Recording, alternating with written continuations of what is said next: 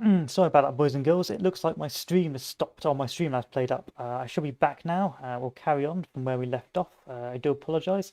I paused the game as soon as I realised that the stream had ended.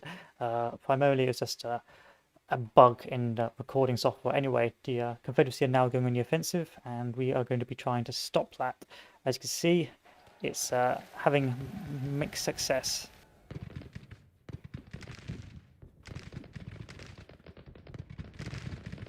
Because their cannons are now being rather potent towards me.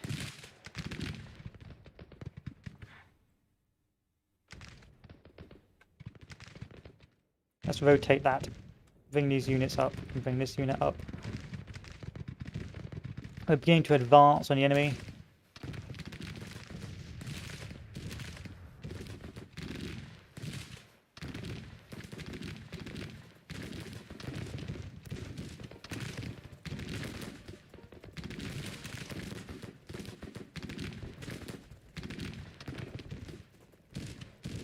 And we're beginning to move our horses up as well to counter.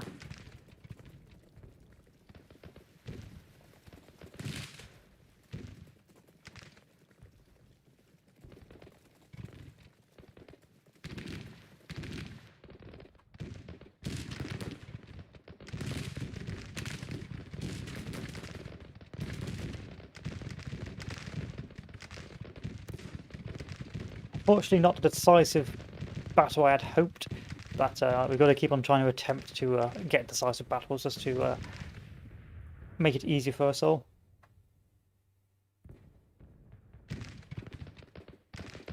Equally, a lot of commanders are now just completely in their own world.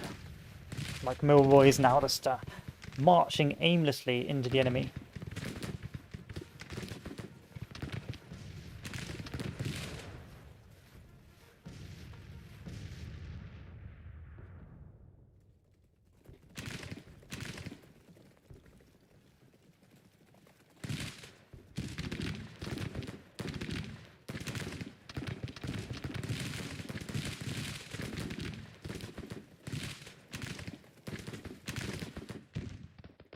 Alas, it is what it is.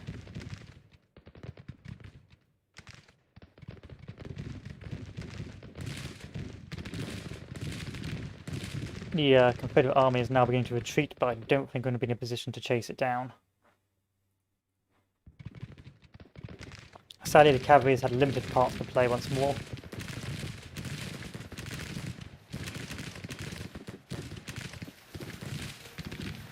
However, once it does get into the battle, it does become quite useful.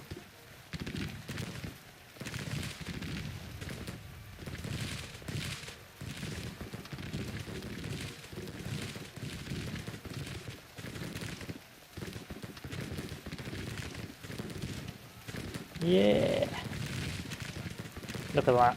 Burnside rifle. 9 rounds a minute.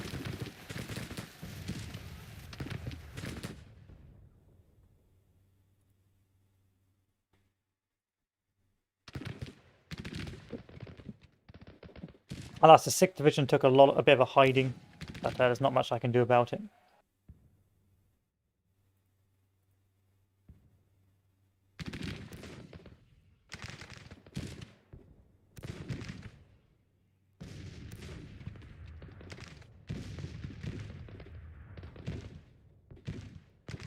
And the cannons to the north continue to fire down upon the enemy.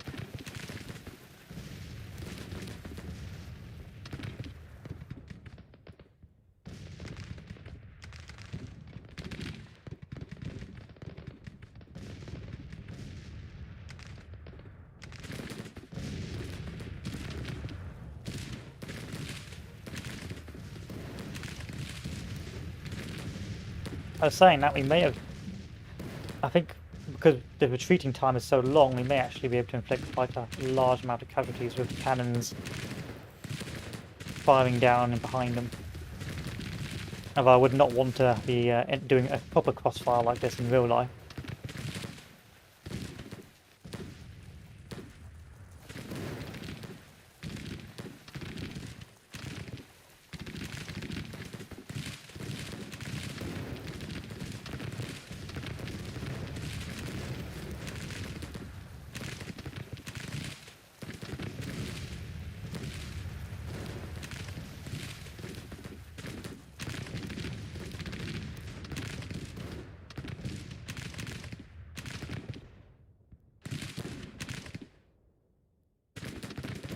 Good.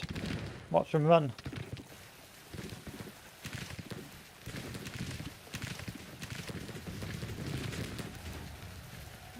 You guys need to face the right way.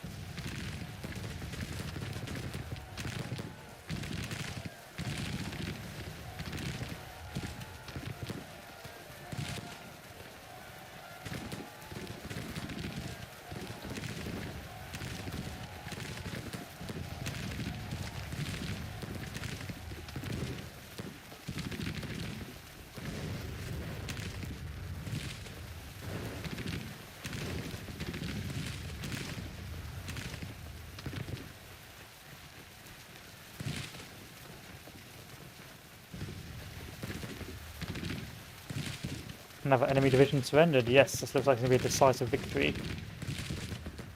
First I thought it was not going to be a decisive victory, but turns out it is.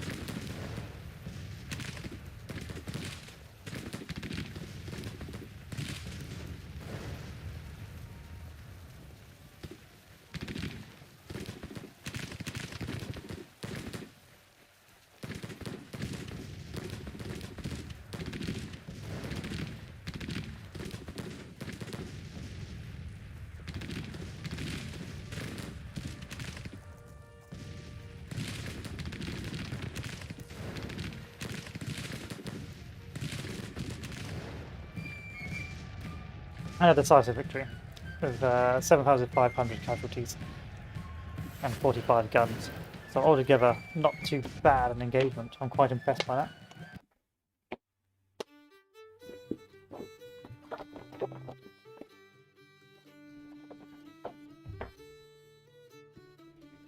And that should hopefully keep the Confederacy off me for a while. While I try and sort out my economy.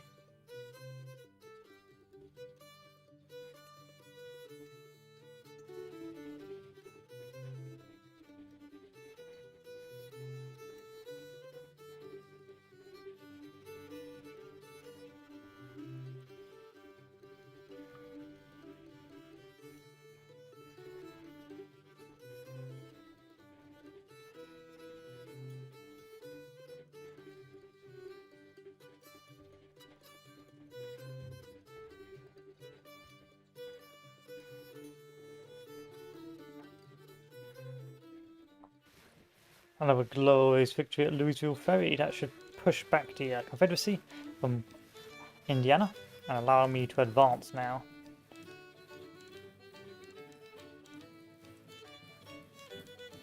Back into Louisville.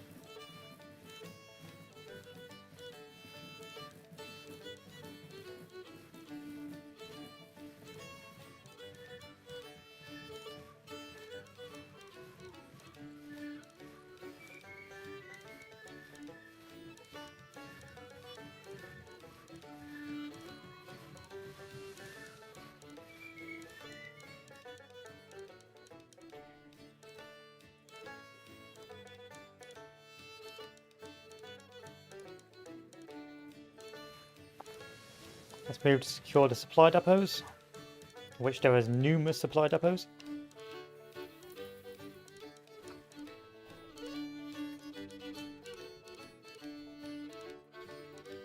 And let's get a bead of what's going on elsewhere. The Army of Tennessee and the Missouri State Guard are still in the north of Missouri, being a bit of a nuisance. But I do not want to advance on these guys yet until I've sorted out my economy, and to do that I need to go into funding. Equally, I've moved down to Kentucky and secured this, which should allow me to start pushing. I don't know where the Confederate army has gone, so I'm going to put down a fort here just to buy me time in case he does come back. And then further on to the east, we have the Confederate army beginning to move up under the Army of the Potomac, but that's only 6,000 men, so I'm not too worried about that. It's now October. I've still got some time before the winters come, so I'm going to start moving down into Petersburg.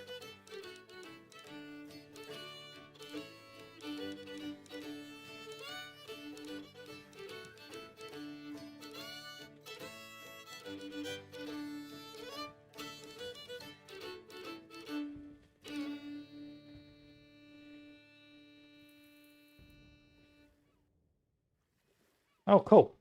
This is new.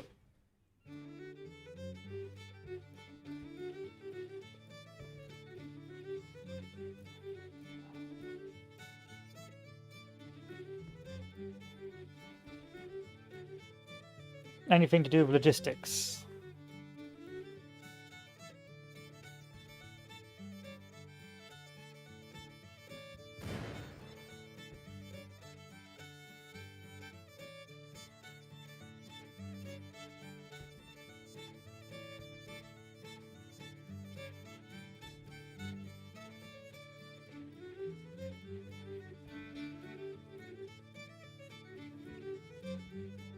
Not really, so we'll do the ambulance call instead.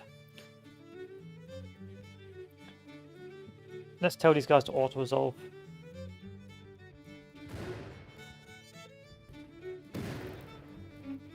Hopefully we'll take the fort fairly easily, and then we can move into winter at Lynchburg.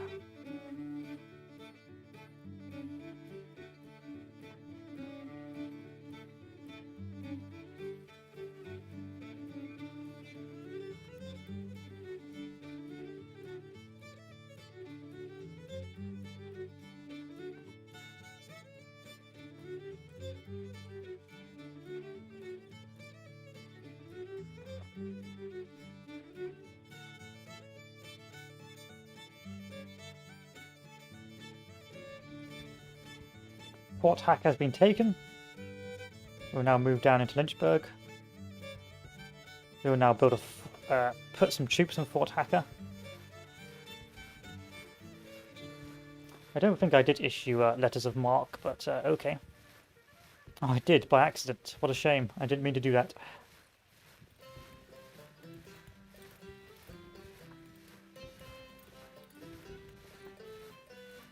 Anyway, where were we? Oh yeah, I was going to put troops in the Fort Hacker garrison.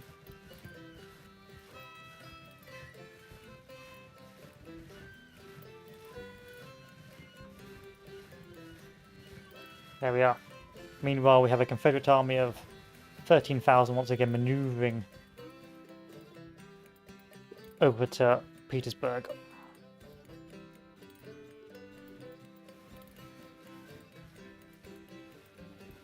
With Petersburg taken, we will now put down a new depot.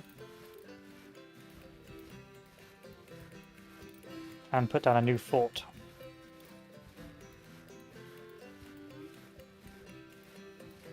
Continue to upgrade our depots.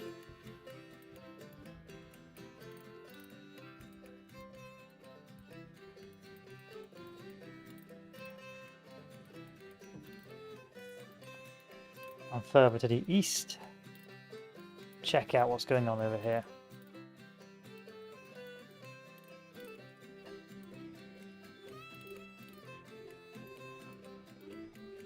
Still, let's see if we can upgrade any more guns in the Department of the West.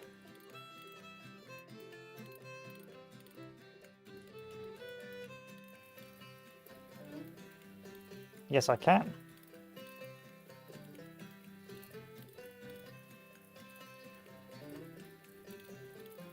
It's still not the best, but it will do the job.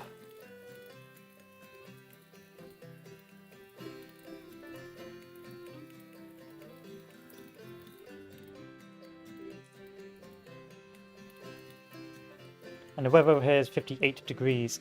Now we could begin to maneuver north to try and find the Confederate armies, or we could put another fort just to ensure that this area is protected from further Confederate infiltrations.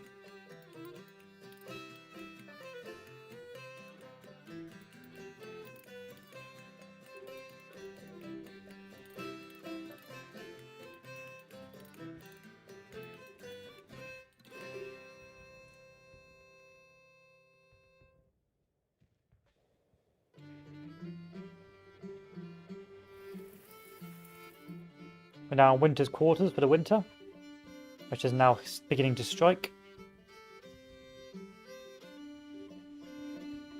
But altogether a good first campaigning year.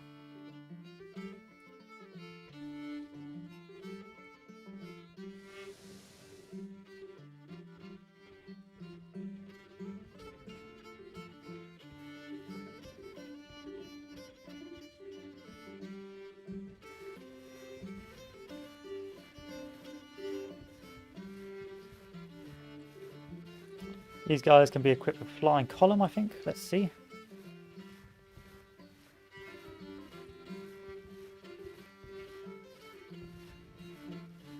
That's cool. I like that.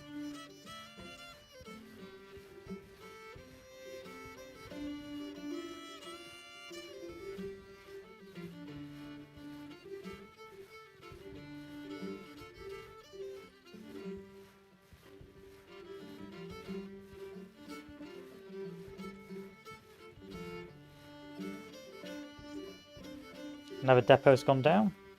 Meaning that our armies will be nice and well fed for next year's campaigning. There's only 12,000 men, I don't really have to worry about this.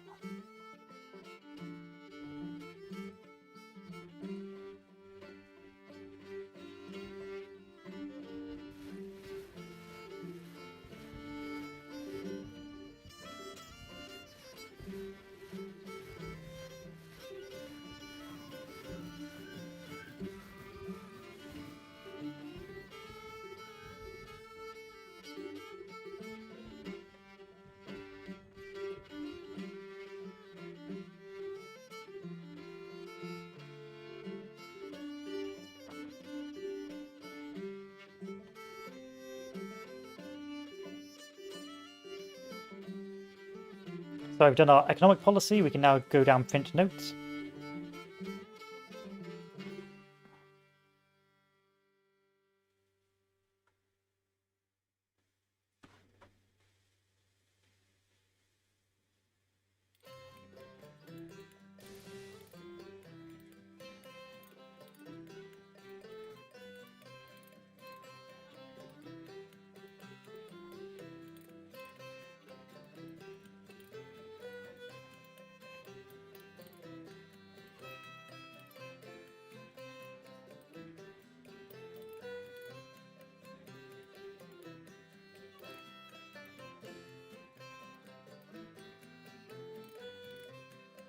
Thousand men, nothing I need to worry about too much.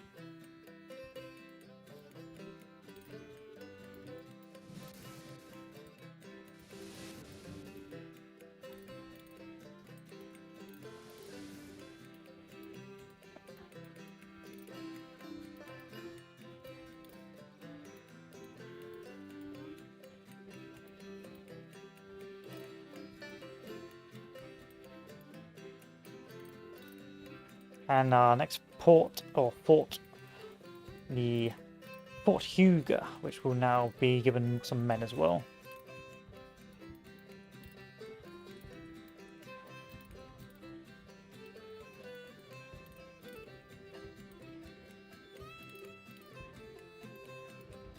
Let's take a look at our manpower, make sure we've got plenty of volunteers, which we do.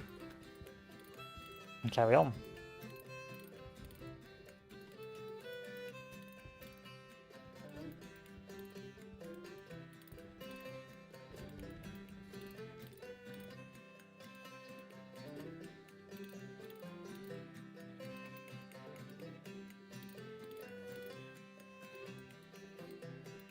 New policy.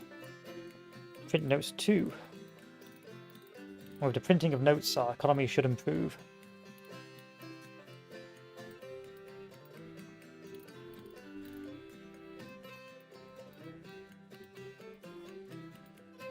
Now we also have Fort Hardway, which we can begin enforcing.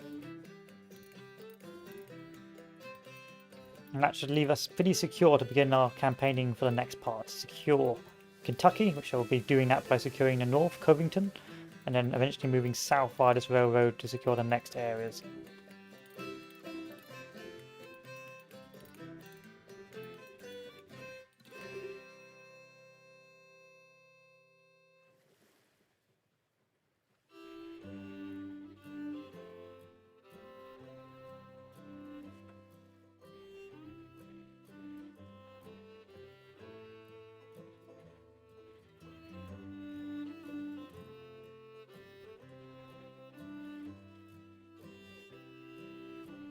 In terms of military, our military is much better or stronger for now.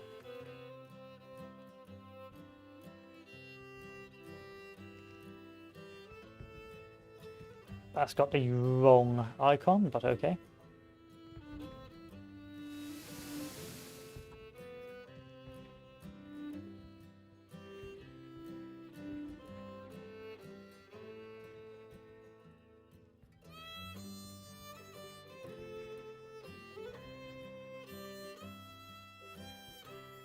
And we have a nice healthy supply line now, so even if we do get pushed back, we'll be able to feed our armies indefinitely.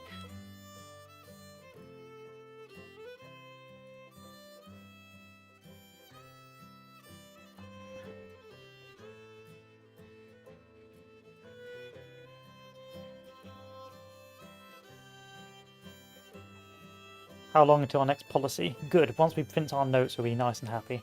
We can focus on industry next.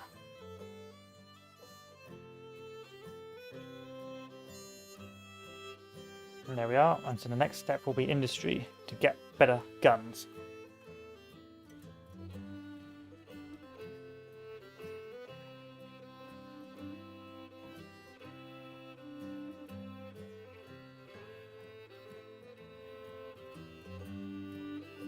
Let's take a look at our army, see if we can equip them with better stuff now. So let's start with the Department of Pennsylvania, the one that got smashed earlier.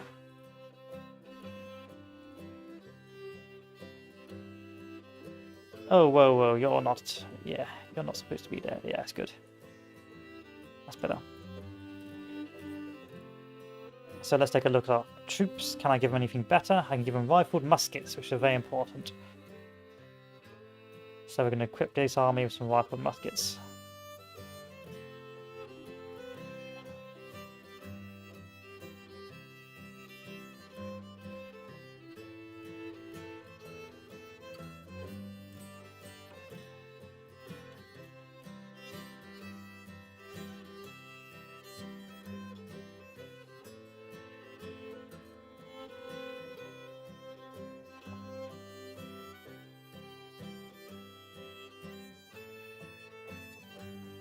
So it's January 31st.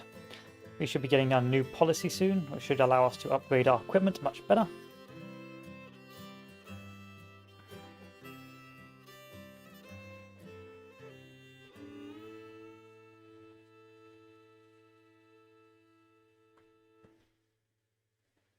Now we can either move down to secure Norfolk, which there's no real reason to do so, or we can start moving further south. I think I'm going to move to secure Norfolk first, so I can secure the majority of Virginia. Now once I've secured Norfolk, begin moving back to Petersburg. But it's still too cold to really do any patrolling. Don't want to get too much attrition. And so we're just going to wait and hold out for now.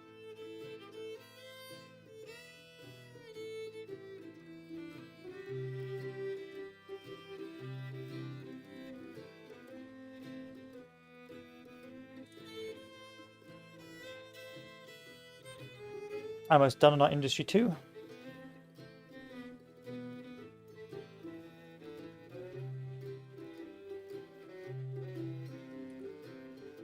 How many days? 24 days, and we'll do some politics after that. Just to let's get our industry up. As to get some more guns or better guns.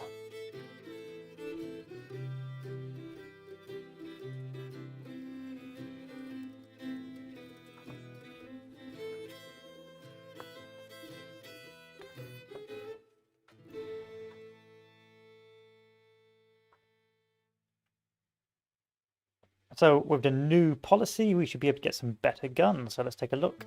So with the Army of Northeastern Virginia, let's take a look at what guns we can give them.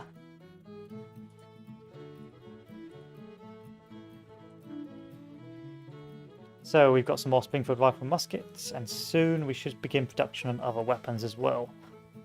Fortunately, none of these have been particularly standardized yet, so standardization means that we can produce more for cheaper, but alas, that has not occurred as yet, so we have to wait a little bit. So we take our units, mass upgrade them, and carry on. Because I'd rather have a lot of units which are better equipped with good equipment, rather than large armies with garbage equipment.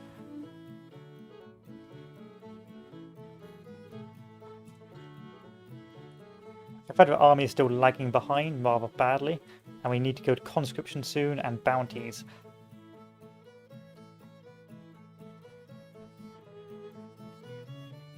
Because that is what the Confederacy is doing.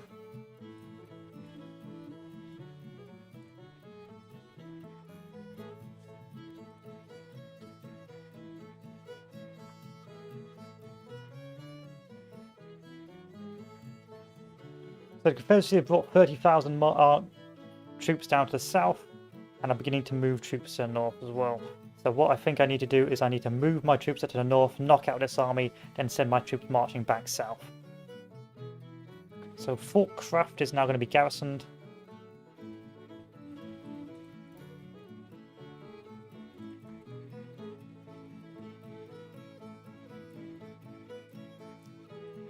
And then the Department of the West is going to move forward to secure St. Joseph.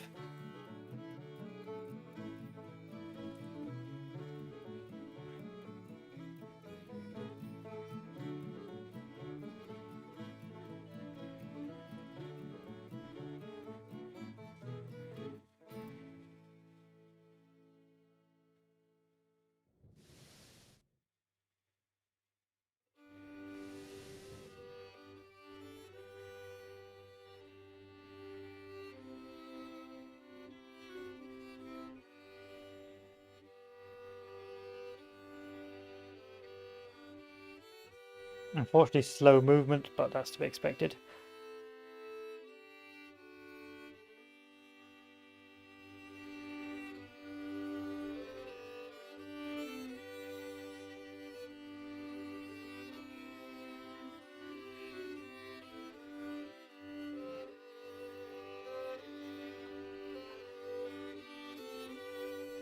Fort Huger has been besieged.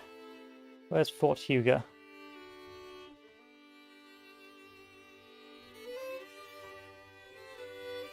Over here. Under what armies? South Carolina.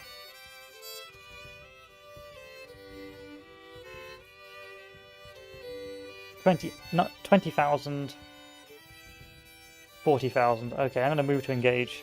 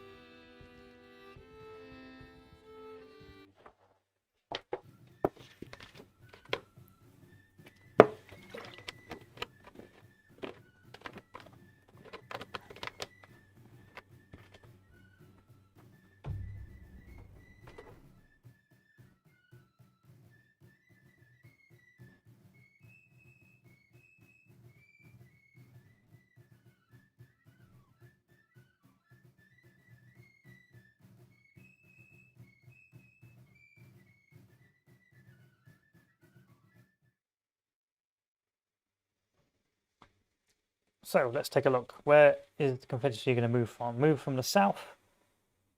My army is in the north. Should be pretty well equipped still. And there's only one capture point by those things. Let's take a look on our HQs. Capture point occupied, one there, occupied, one there, occupied. Oh, that's not to be occupied. So what I'm thinking is if the Confederacy is going to move from here, I should move to engage and pin them in a sort of flowing battle. So my plan of action will be to actually mobilize the troops like so and move to pin them as quickly as possible along the river crossing.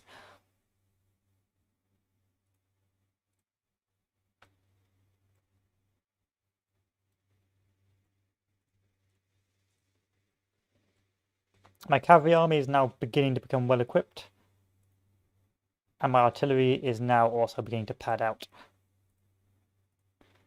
Tell these guys to fire at long range, and we'll begin the advance. And I want to advance as quickly as possible down the center.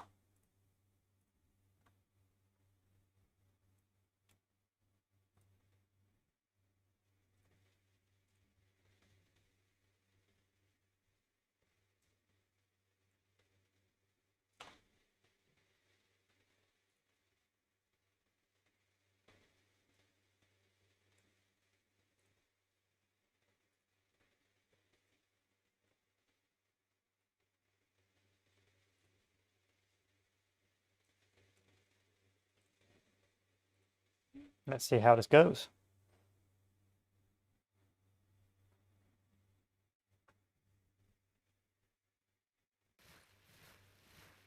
It's 3 in the morning, so it's Going to be an early maneuver.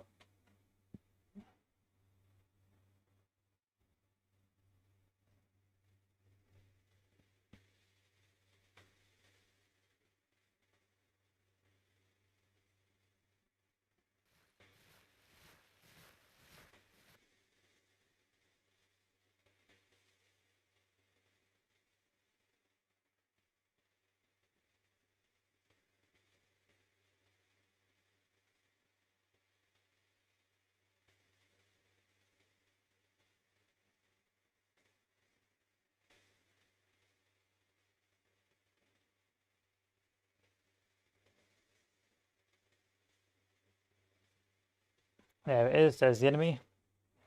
Early's moving forward. My divisions are still not in position yet, however, we are getting close.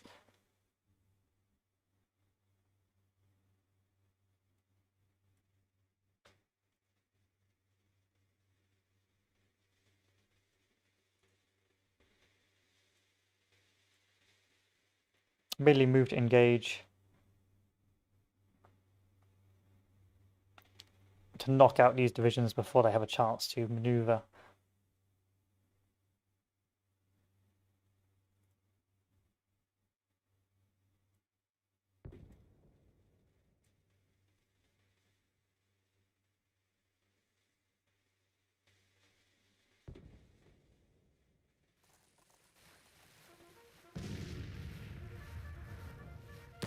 And engagement begins.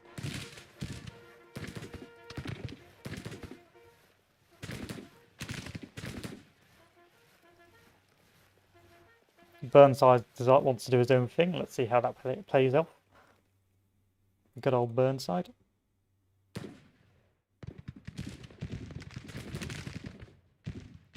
I'm going to keep these guys in reserve because I'm seeing maneuvering on the east. Equally, I want these cannons to start moving forward. But where to put them? I'm going to put them here. That's not a good place to put them. I'm going to put them here.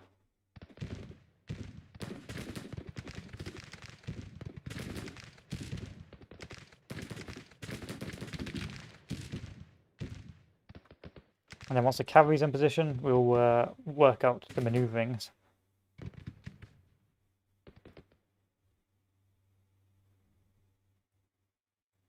That cavalry unit has not moved.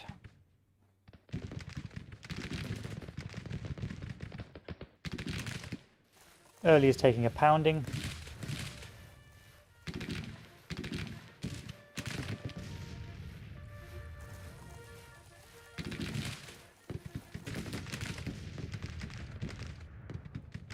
And we have caught one of these brigades before they've been able to cross. So this guy will set up here. And then the rest will begin to maneuver elsewhere.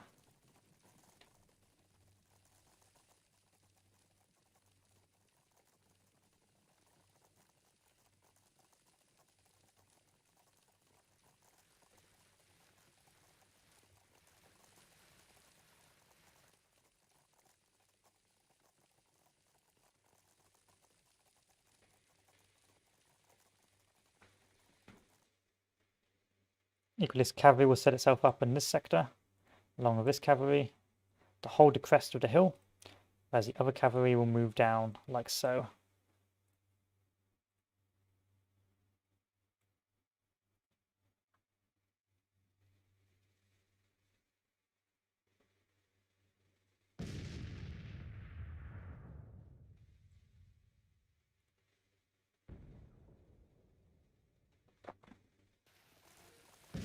Alas, Burnside continues to be an absolute nuisance.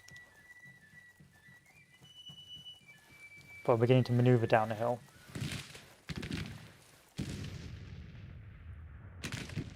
How are the cannons? Let's tell the cannons to halt. So I want to move them here now because the hill is being resecured.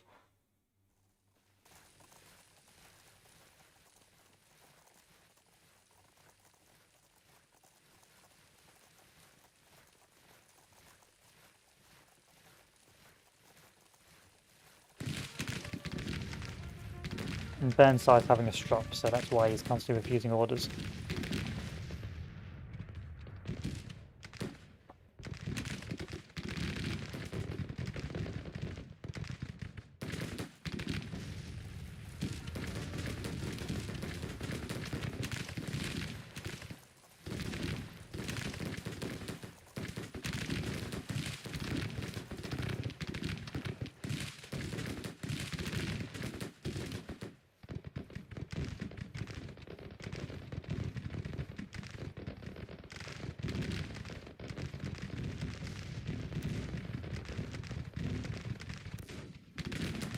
The battle's begun at 6 in the morning.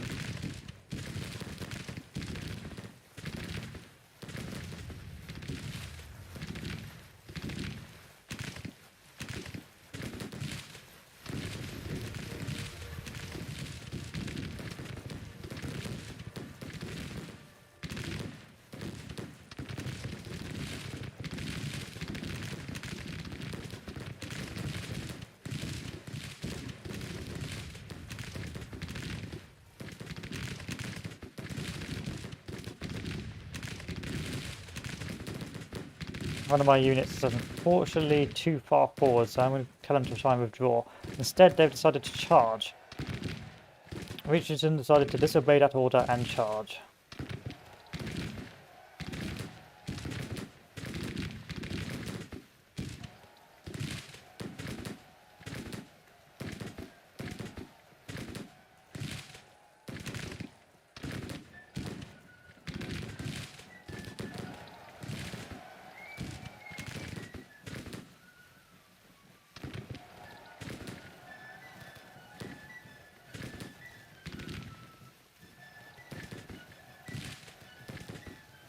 And Burnside refuses to do anything of value.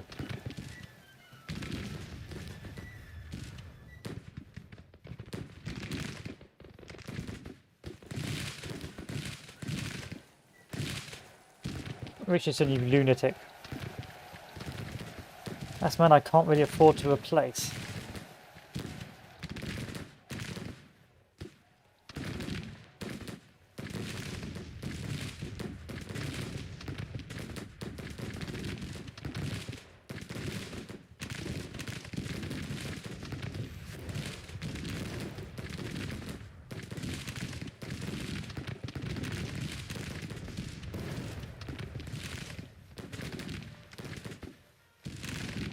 My cannon's almost up. They're almost up. Alright, the horses need to get off and go into loose order and begin fighting on Walker's brigade.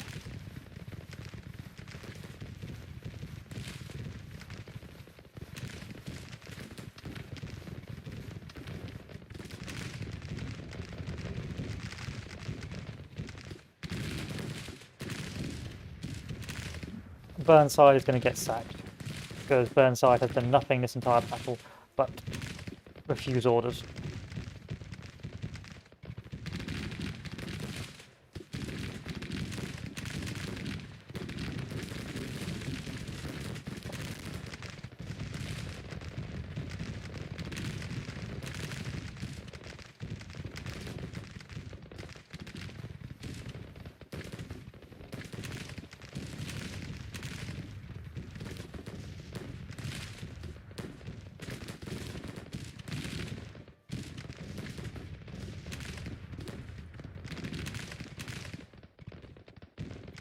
Harry's beginning engagements.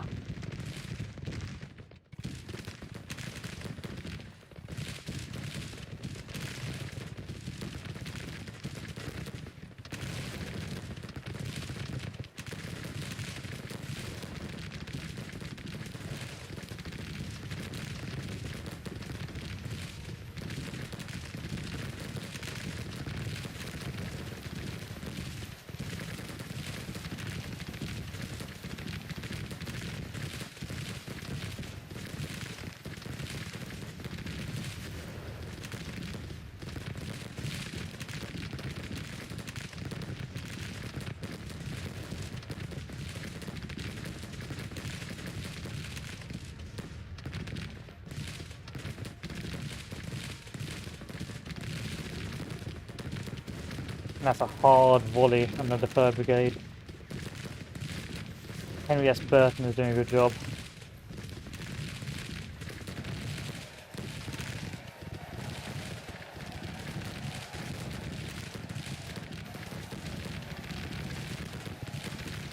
Solid charge by Steele, but alas, that wasn't enough.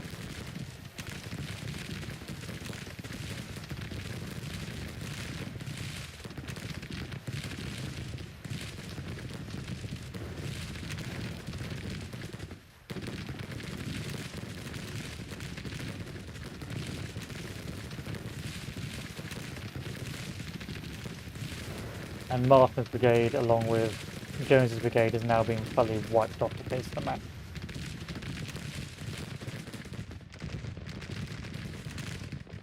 The skirmishing continues on the right.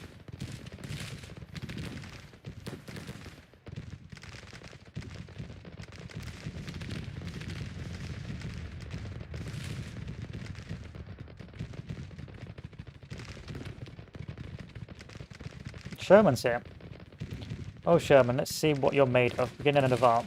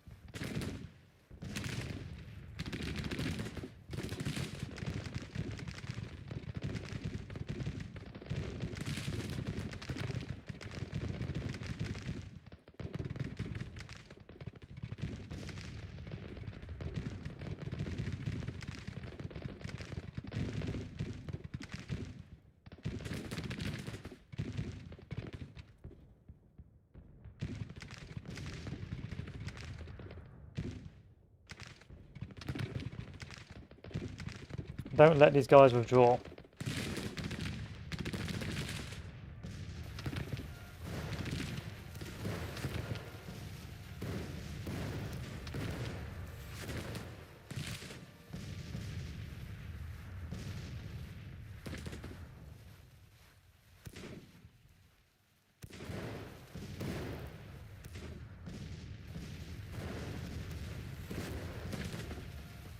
And now Burnside wants to engage, eh?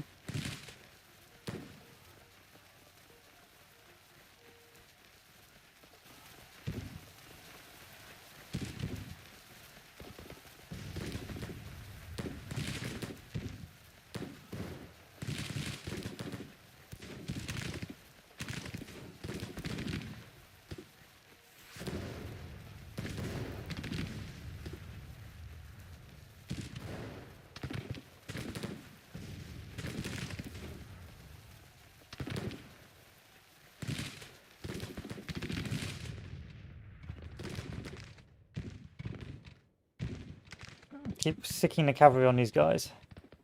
Don't let them withdraw.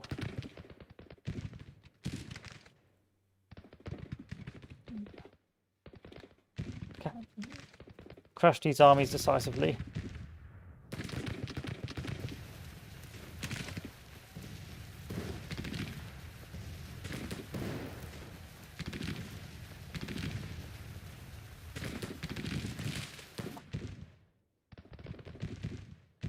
You know what? Charge these positions.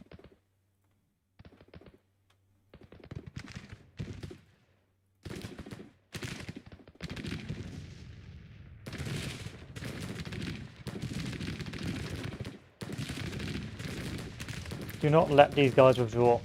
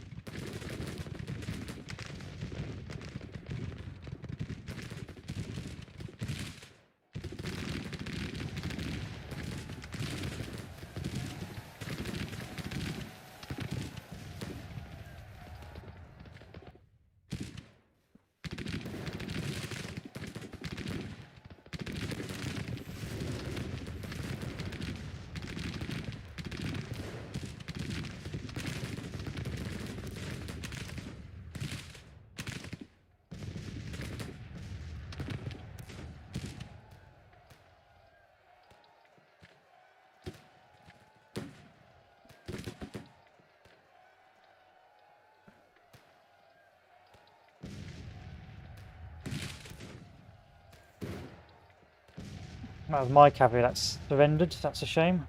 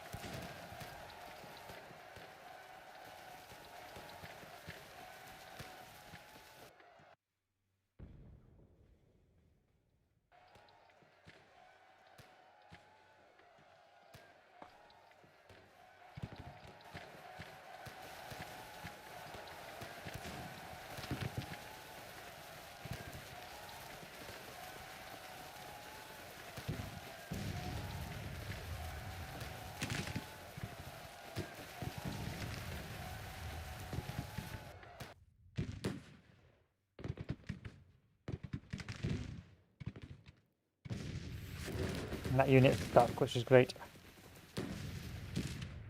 Good.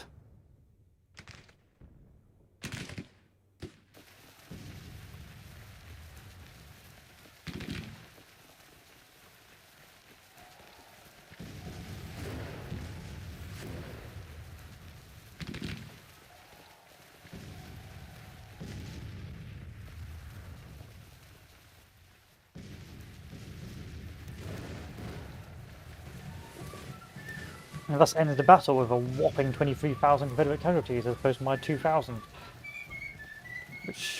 Which is basically half the Confederates' force on that field that day. That should knock the Confederates back a nice healthy chunk and send them reeling for a bit.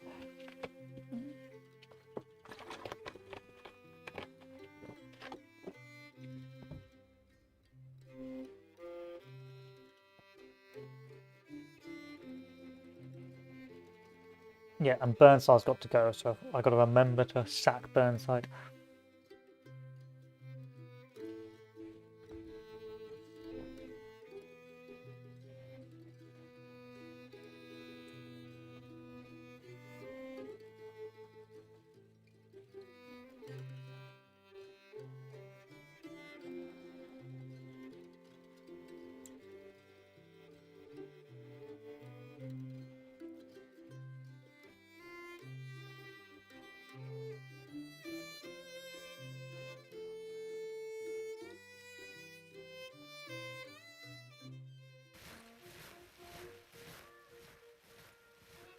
Glorious victory. So let's take a look at the army of West Virginia. Make sure Burnside gets the good news. Burnside is getting replaced. Let's give him a greenhorn.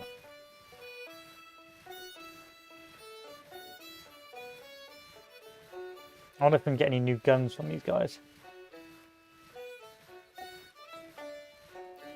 Oh yeah, we got some guns.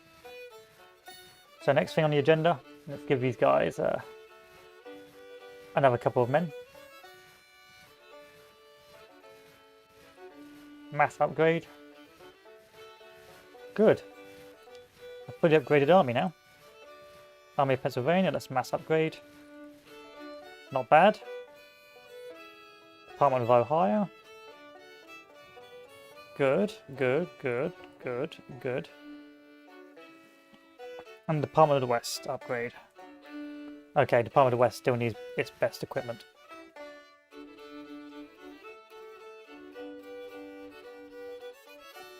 Anyway, we'll continue to move forward with this army. Trying to hunt basically the enemy's force up to the north.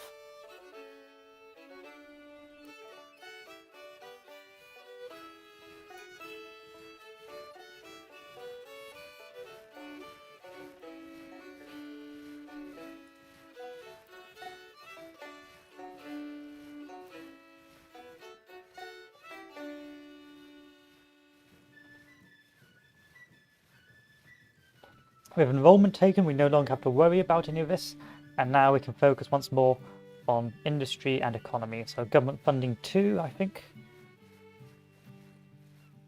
Or potentially the Tariff Act, I'm not sure. Let's do the Tariff Act to get some money from the bank.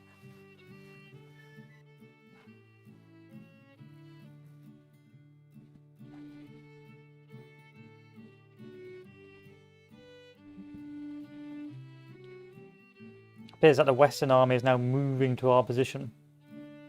With its 30,000 men, I have no idea where the Confederate forces is, which may prove problematic. So make sure the Department of the West is fully equipped with whatever I can give it. Alas, I can't give it a lot.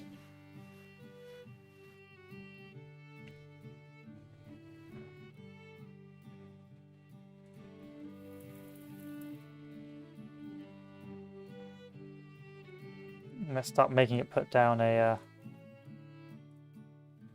Let's move it to secure this depot. Secure that depot.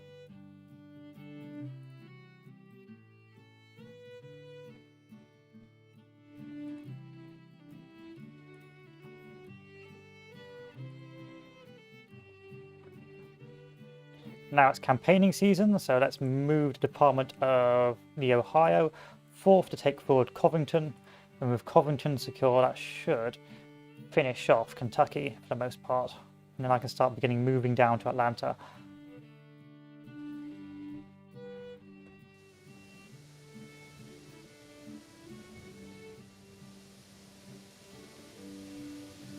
In the meantime, the 44,000 men under McDowell will move to the east to secure Norfolk.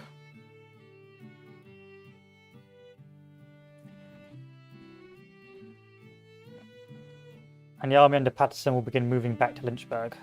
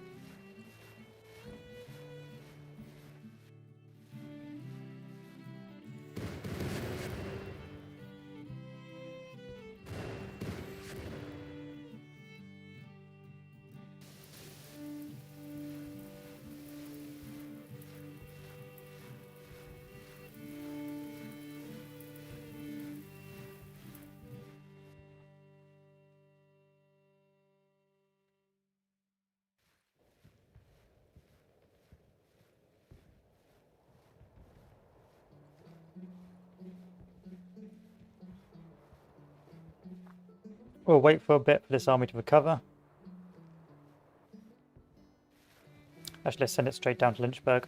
Let's send it straight down to Lynchburg, why not? Norfolk has been secured. We can now move this army back up to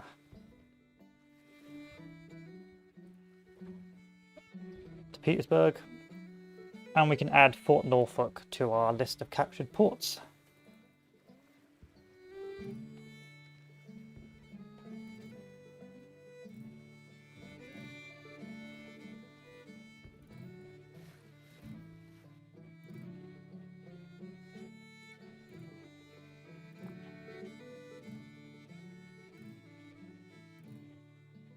So we had to move the Department of the West to secure the extra supplies, otherwise things could have gone very badly wrong for us.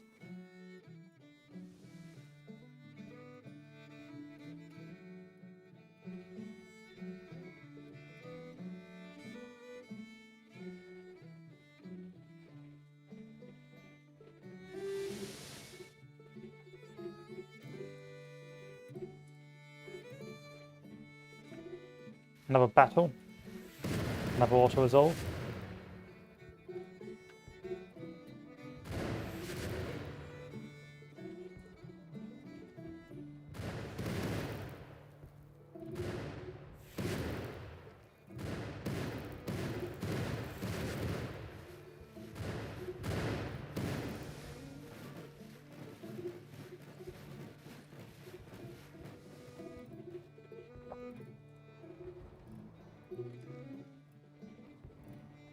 Another fort to capture.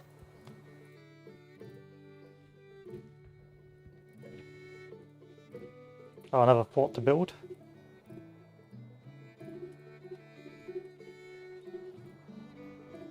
I can see there's the army to Potomac to the north with 34,000 men,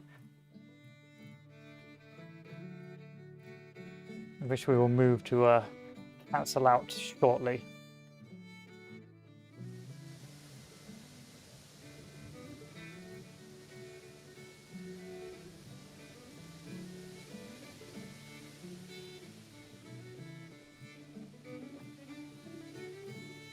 And to keep on chasing the army of the West.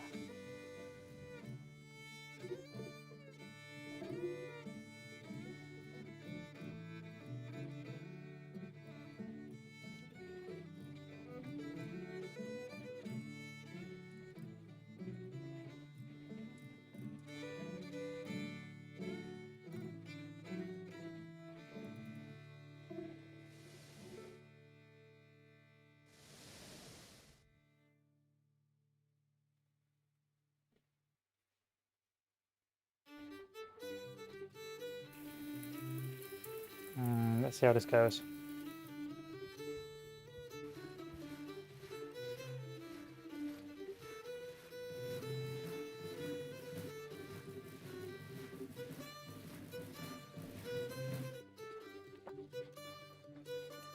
Once again, the Confederate armies are fleeing. Although they are heading slowly towards St. Louis, but I don't have any troops there to stop it.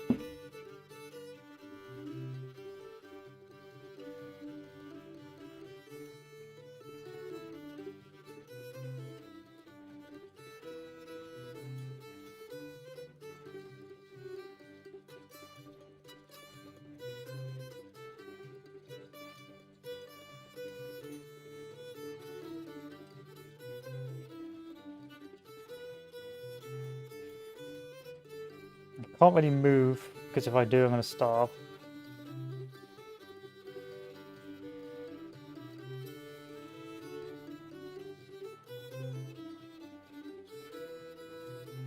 Another low stakes battle I don't really need to worry about too much.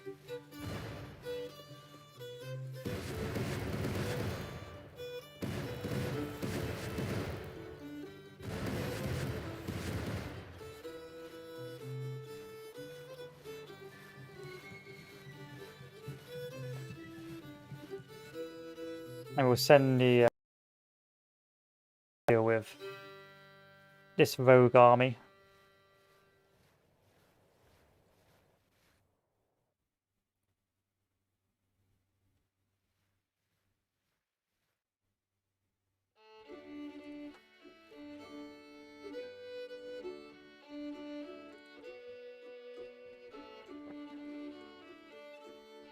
The army of the army of Ohio continues to chase the army of Tennessee.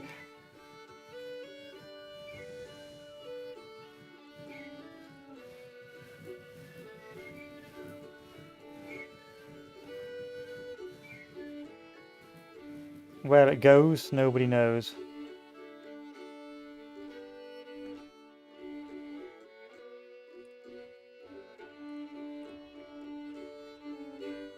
But I guess we'll be moving into Charleston now with our army.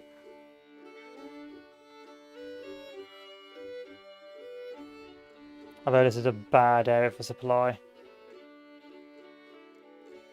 So in fact, instead of us chasing that army, we'll continue to march down south.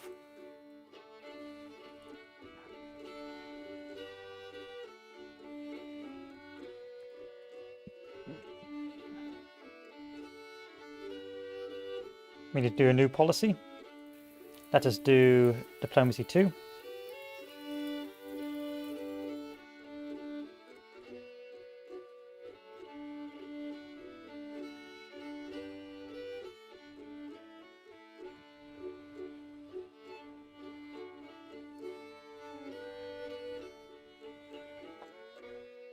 And the army of the Potomac is now, well, army of Northeast Virginia is once again laying siege to the army of the Potomac.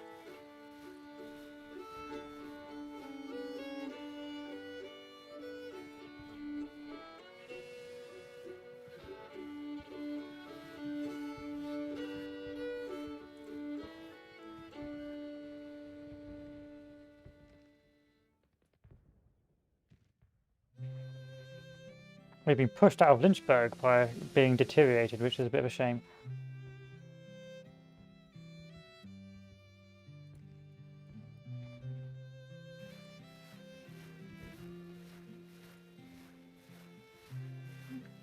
Still, we're going to march this army to Lynchburg now.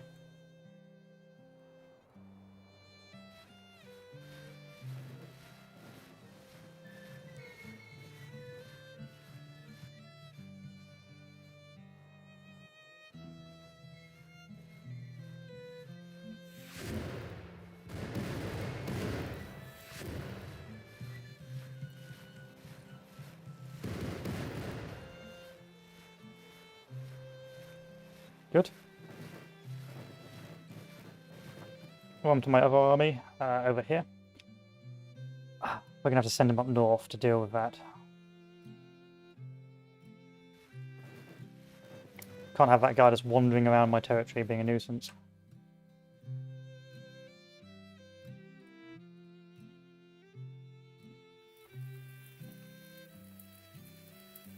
We'll move down, take Nashville,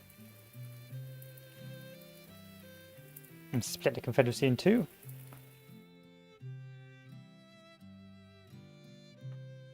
And we can finally begin moving Harney back down to boot what's left of these guys out of Tennessee. Well, Missouri.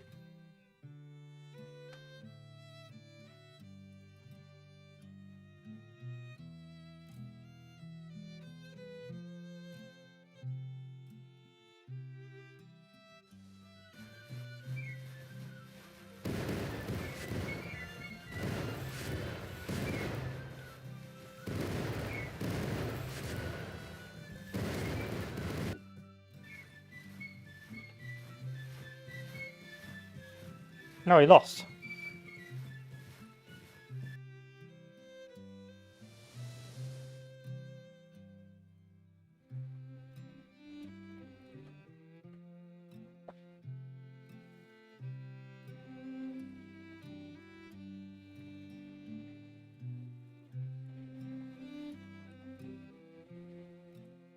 That's a nuisance.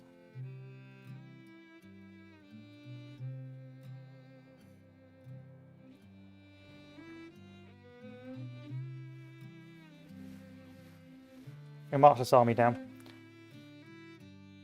And then for this army, let's keep building that fort.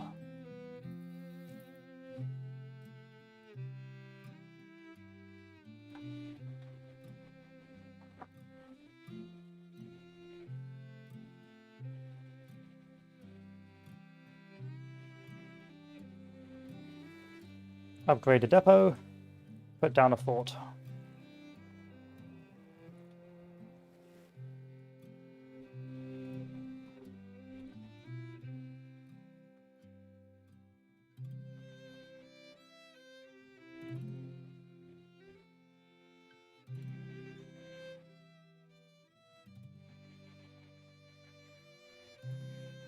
Interesting battle.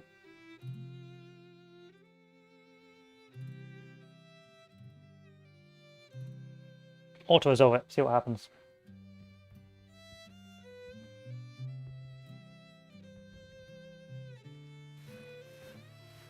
Bad things are happening. That's what's happening. Send the army down south. Okay, we need to start sorting this out.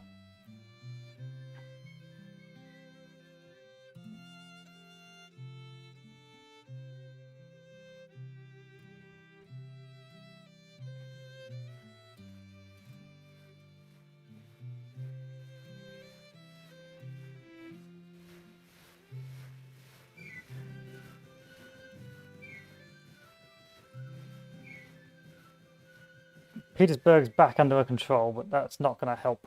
The thing, or the considerations I'm a bit concerned about right now is the fact that we've got a lot of roving Confederate troops in our rear lines, and my armies are getting a little bit battered at the moment in these battles.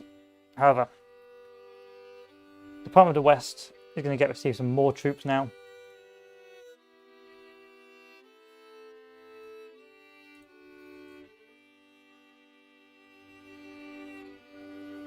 And it's going to receive some cannons.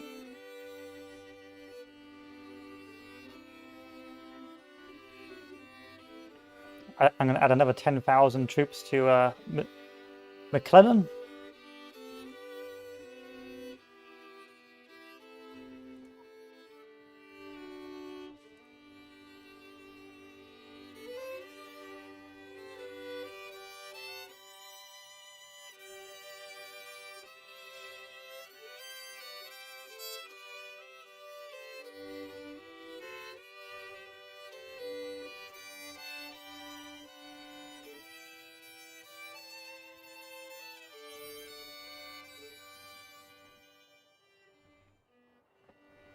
And then McClellan's just going to stay put until I work out what to do with the rest of these guys.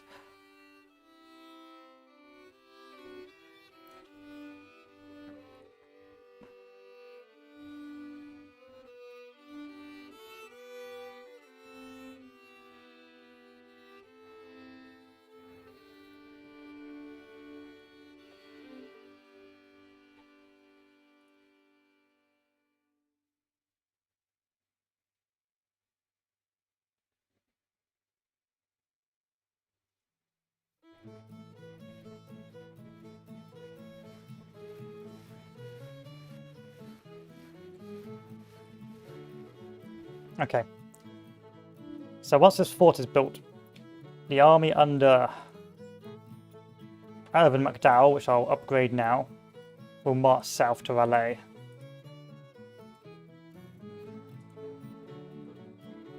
He's got 56,000 men, I'll give him 4 more. You know what, have some more cannons as well.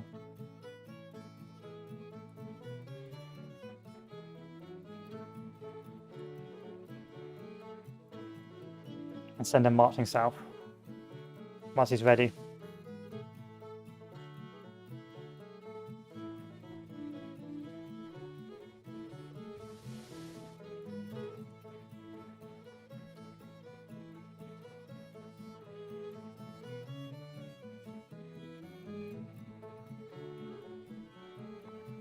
I'm going to send this army back using the rail lines to reinforce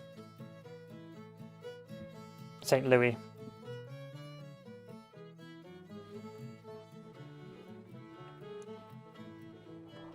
Will you make content like Save Disaster Game Save in the future? Potentially. What games are you thinking? I could try and do a Save Disaster game for like Hoi 4 and that, but it'd be very time consuming and tedious. Also, you can cheat. It's very easy to cheat your way out of a disaster in Hoi 4 just by changing politics. But I could, if you have any ideas for certain games, well, Hoi 4 is pretty easy to cheat your way out. So there'd have to be certain rules in place, like you're not allowed to switch ideology and stuff like that. But I could potentially give it a go, depending on the situation, or depending on how easy it is to get game saves and stuff like that.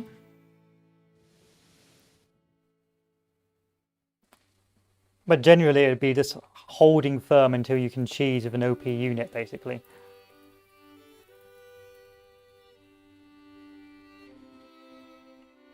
Basically. Is my fort built yet? No, it's not, of course not. I still got to do the French guide. I could do Italy, but I'm not very good at Italy anymore. I only know how to do one thing as Italy, and that's the Roach garrison build.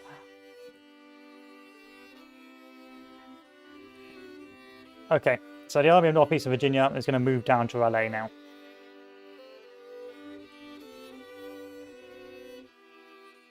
The fort has been built, Fort Thomas. I wonder if I can move these troops into Fort Thomas.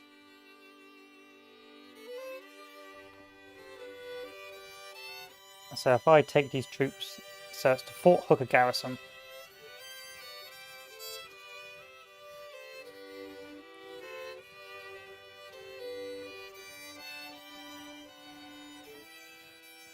No, I can't. Oh well, we're going to go stand over here then instead, and just guard this place. Soviet versus Allies, oh, that'll be a pain in the ass, but yeah, there's certainly no hope that. Especially if you lost air supremacy, but if you've got OP tanks, you can maybe get away with it. Like if you've got tanks with self-propelled anti-air,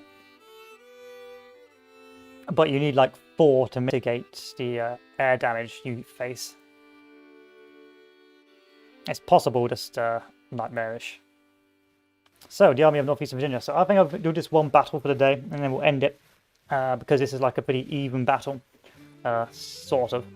But we'll give it a go because it's probably the largest battle we've seen today. And this will be on the road to Raleigh. So if you want to beat the Allies, because if you can't get, you won't be able to get air superiority. So the only way you can really do it is if you mass like 40 whip tanks with 4 self-propelled AA guns and a load of soft attack. If you can mass that, you probably stand a chance. And then it's just about doing loads and loads of encirclements and pushing in the circlement and pushing in the circlement. The good thing is that eventually the AI overstacks its lines, and then it will take supply penalties, whereas you don't have to overstack your lines. So look at the strategic position. The enemy is advancing from the south, going straight up north. I am advancing from the north, going straight south. They've got the enemy capture points here, here, and here. I'm going to set up my army. This time, pretty well trained, pretty well equipped army. They've all got pretty good equipment now.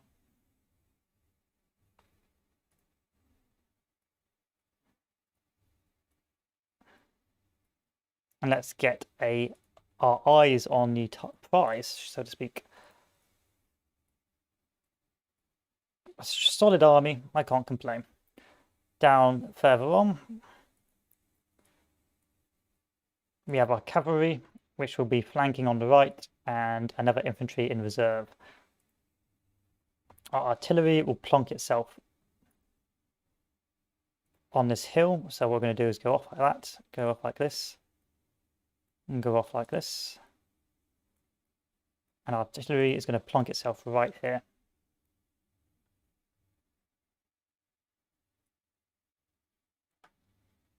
To form an uber mega battery. A grand battery, some would say.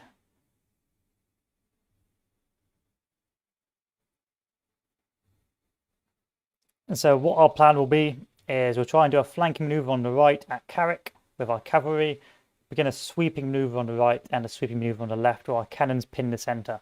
We'll keep this brigade in reserve just in case they do any cheeky flanks, but for the most part the aim will be to destroy this army before the reserves can turn up, which I believe are going to be turning up. Blah, blah, blah, blah.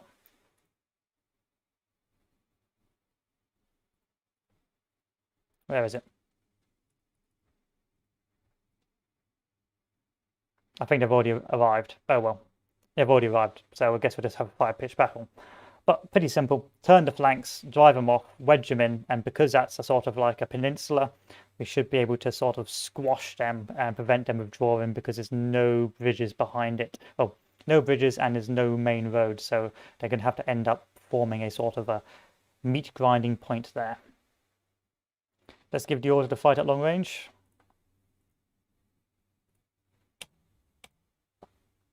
And let's go.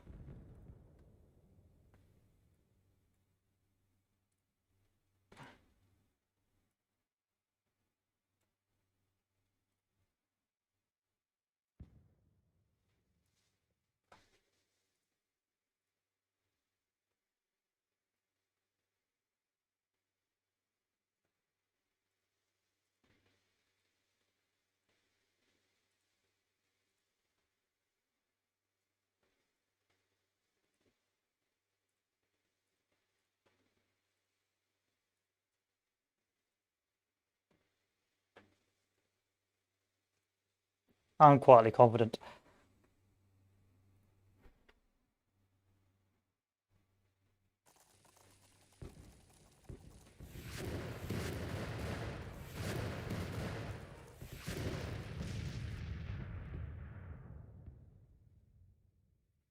However, it's going to take a while to get these guys moving because of the order delays.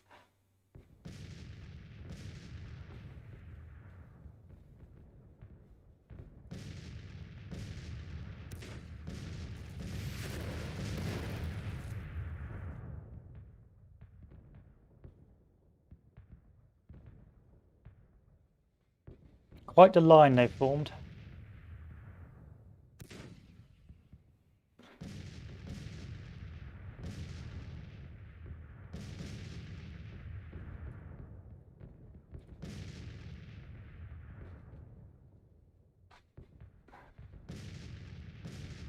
Let's take a look at my cannons as they do their volleys on that soft centre.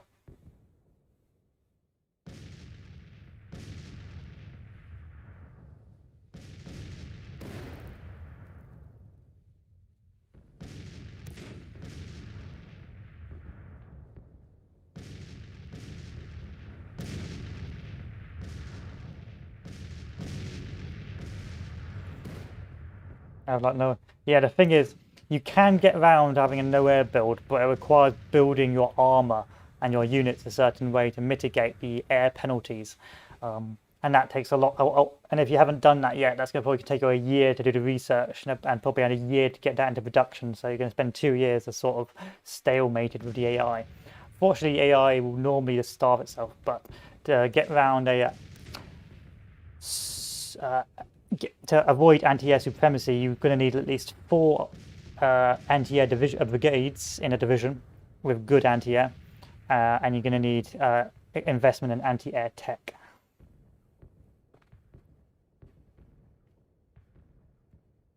So that's why you tend to use your armored. Oh my god, they're attacking. That's clever of you, AI.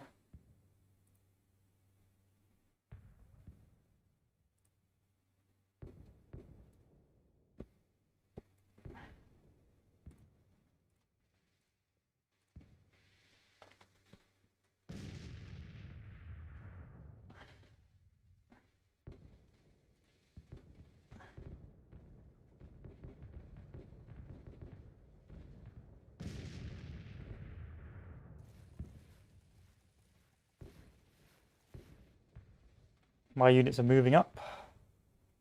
Almost in position. And that Japan is not going to have a lot of game impact, sadly. That AI Japan. It's probably already been contained.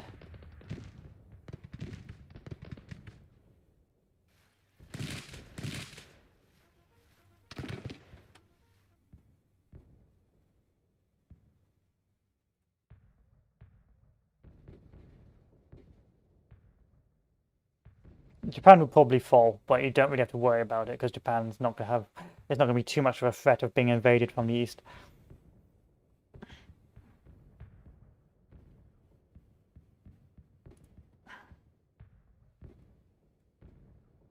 Start moving the army forward to engage.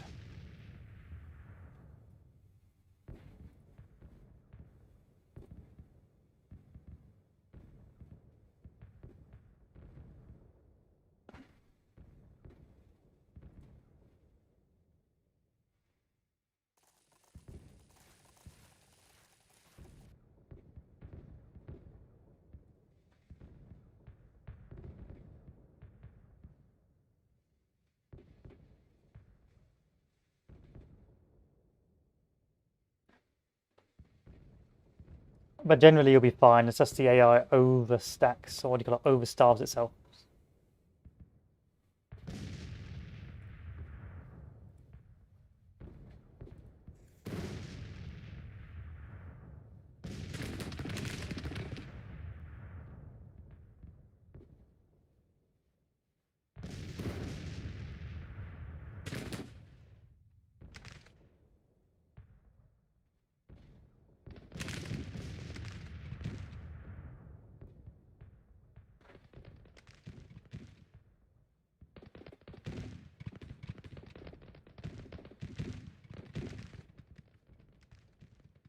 Okay, let's move the troops around.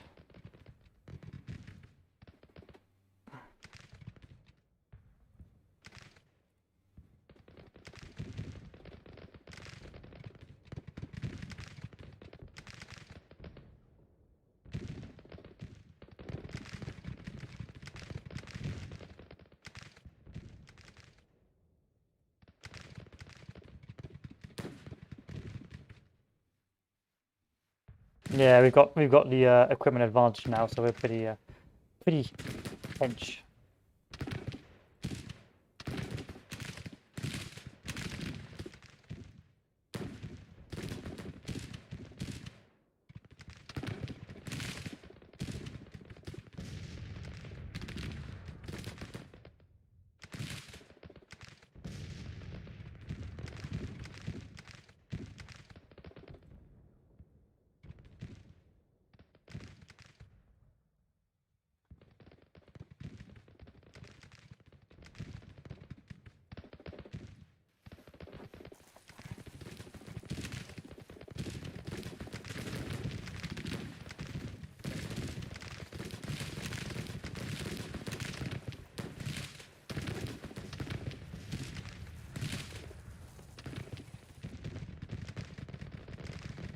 Move forward.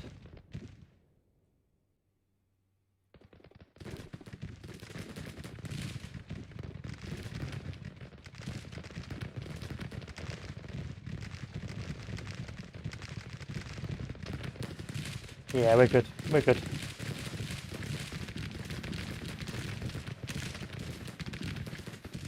was a bit worried when the AI thought I was going to attack, and then it decided not to. This would be really good on multiplayer. If this was like a multiplayer game, this would be amazing. Like, there used to be an old, Napoleon Total War? That was an old strategy game. They used to have a matchmaking system where you could play the campaign, and if there was a battle, you could allow a player to hot join and play as the enemy. And that was amazing, because it meant that each time the battle would be different for you. But alas, that is no longer the case.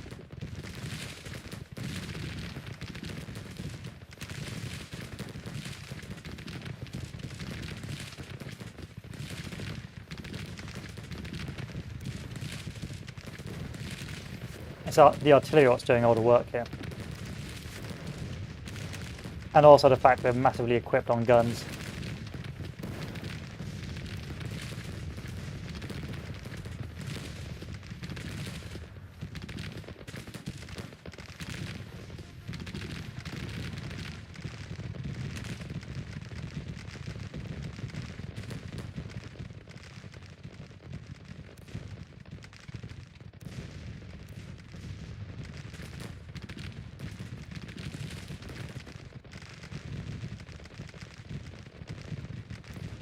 Advance. Have these be useful, please.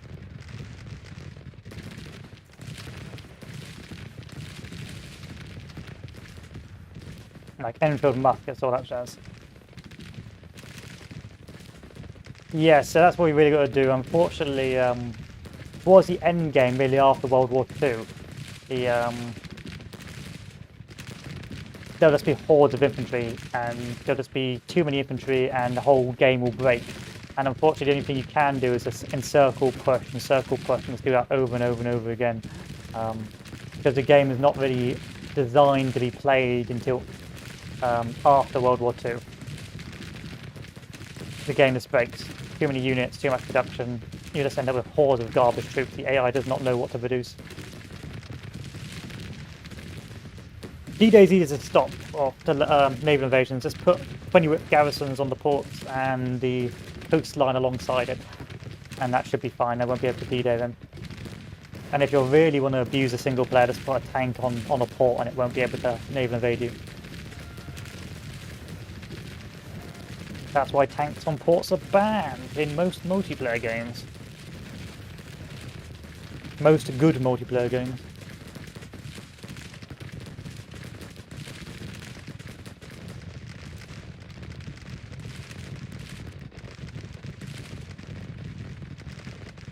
If you want to be really cheesy, you could just get a spy network and boost communism in their country.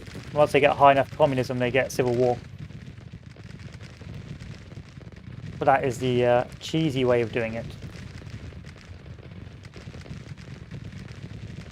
I believe. I think you also may have to do some spy focuses as well.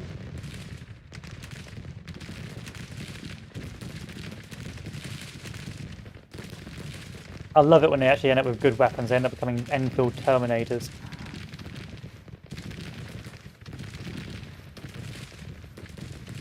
Nothing can stop the wall.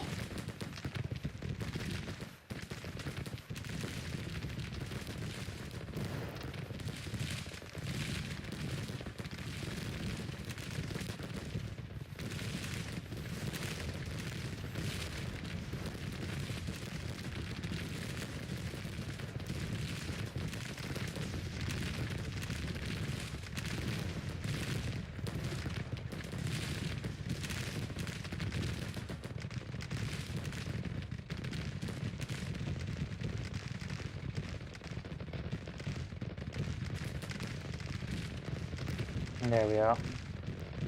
It's a bit more of a nuisance, but they've overstacked the line. Sadly, the AI has either moments of genius or sometimes just fails, like this crumples. But of course, if you look at what the AI was trying to do, it makes us a higher degree of sense. Like it realised its flanks were being manoeuvred around, so it tried to push, and then it sort of got screwed up on the push. And then it tried to concentrate its troops on the right to stop the counter to flank, and it tried to concentrate its troops on the left to stop the flank. Unfortunately, Doing all this takes time and causes casualties, even more so if you've got like Enfield rifled muskets. That sort of means that the AI just gets demolished after a certain equipment and experience level, because in its attempt to maneuver, it's just getting mowed down. And so if you want a more balanced game, you should probably just equip your troops with Enfield muskets or Springfield rifled muskets at the best, and nothing more.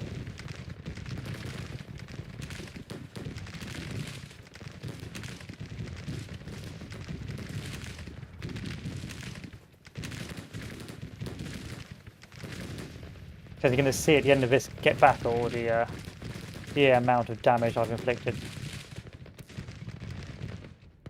I think performance has decreased with the new models as well, but it doesn't really matter in this game because it's a slow game anyway.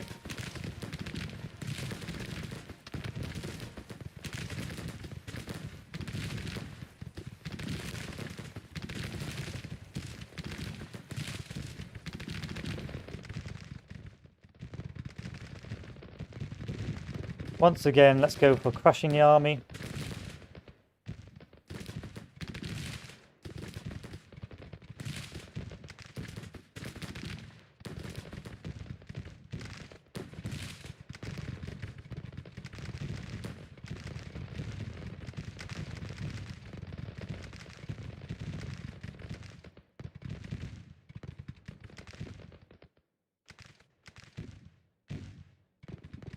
Yeah, and France have divided into two for no reason after World War II. Yeah, probably something to do with a dodgy peace deal. How much land did you take in the end?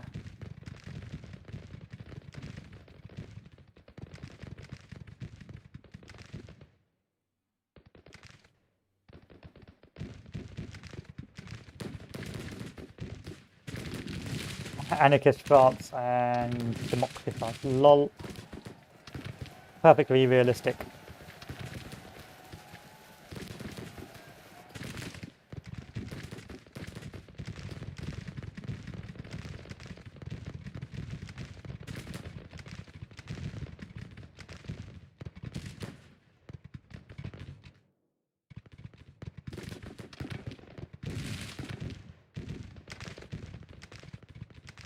Perfectly realistic.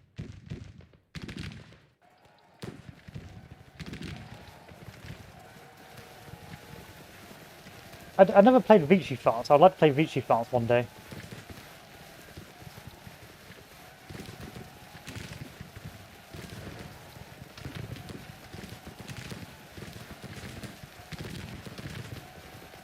And Communist Germany on the Allies. Ugh. I know, that's the thing. The Soviets, the communist, because the communist nations are not obligated to be your to join your side unless you vassalize them, and so you can make a load of communist nations and they just end up joining the Allies.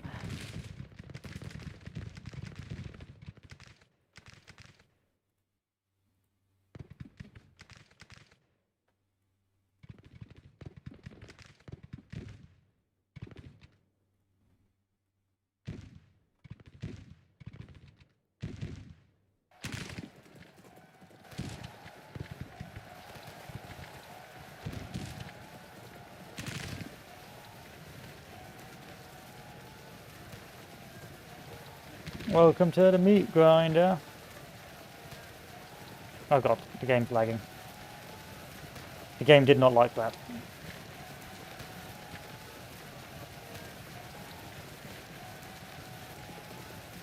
Zoom back out to save my life. The game did not like that. No, you can't be decisive as the Union. Whee! Okay, we're fine. There's something over here that breaks the game. Probably all the models just blended together. Yeah, no. Yeah.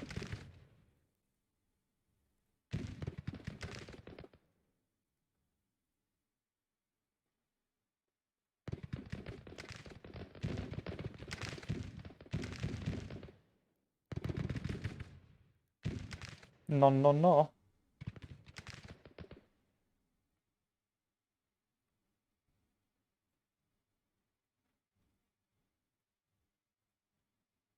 Probably too many units on top of each other as well.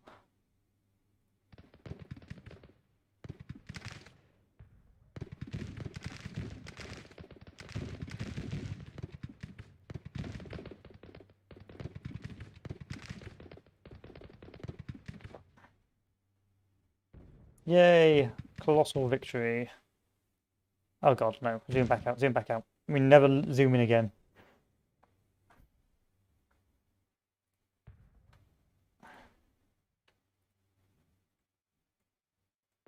I think it's this. This is the reason why I need to spread this army out. There you are. So losses 3,000, enemy losses 20,000. That's because I'm charging in and making them force surrender as well. Um, pretty easy stuff, because you're going to get, as a union, it's a pretty easy game. The only complexity is trying to not get encircled or outflanked when you're moving on the campaign map. The Confederacy is a much harder nation to play, because you won't be able to get as many guns or as many troops, and so it sort of balances itself out a bit more. So if you want to be against the odds in terms of manpower and equipment, then go to Confederacy rather than the Union. Unless you want to gimp yourself with Union focuses, which wouldn't really make much sense.